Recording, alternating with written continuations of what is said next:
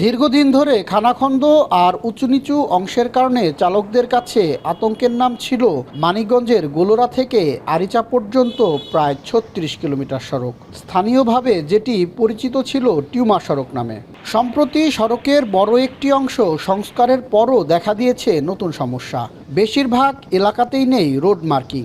ঢাকার মহাসড়কের ভিতরে মানিকগঞ্জ পর্যন্ত ১-১.৫ কিলোমিটার মতন রোড লাইনার আছে, আর বাদ বাকি রুট নাই। যেহেতু এটা ২ লেন, কার যে কোন লেন এটা আমরা এখনো খুব বাজে অবস্থার মধ্যে। দাগগুলো আমাদের দিয়ে দিলে আমাদের চালকদের জন্য খুব ভালো হয়। দিনের বেলায় কোনোভাবে গাড়ি চালাতে পারলেও সন্ধ্যার পর পরিস্থিতি হয়ে ওঠে ভয়াবহ। বিপরীত দিক থেকে আসা গাড়ির তীব্র আলোয় লেন বোঝা কঠিন হয়ে পড়ে। বিশেষ করে বানিয়াজুরি, জোকা, পুখুরিয়া ও বরঙ্গাইল এলাকায় ওভারটেকিংয়ের সময় প্রায় তৈরি হচ্ছে ঝুঁকিপূর্ণ পরিস্থিতি।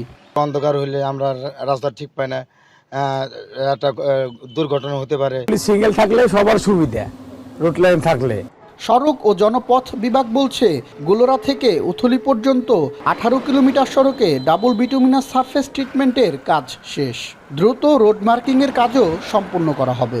আমাদের ঢাকা-আরিচা রোডে পিএমপির আওতায় যে মেইনটেন্যান্স কাজটা ছিল, ওই মেইনটেন্যান্স কাজটা আমাদের শেষ হয়েছে। এখন আমাদের রোড মার্কিং কাজ চলতেছে। আমরা অতি দ্রুত আমাদের রোড মার্কিং কাজ শেষ হয়ে যাবে। দেশের দক্ষিণ পশ্চিমাঞ্চলের অর্থনীতি ও যোগাযোগের অন্যতম ঢাকা-আরিচা মহাসড়ক দ্রুত রোড ও লেন মার্কিং সম্পন্ন করে নিরাপদ চলাচল নিশ্চিত করার দাবি যাত্রী ও চালকদের। আসাদ জামান, এখন, মানিকগঞ্জ।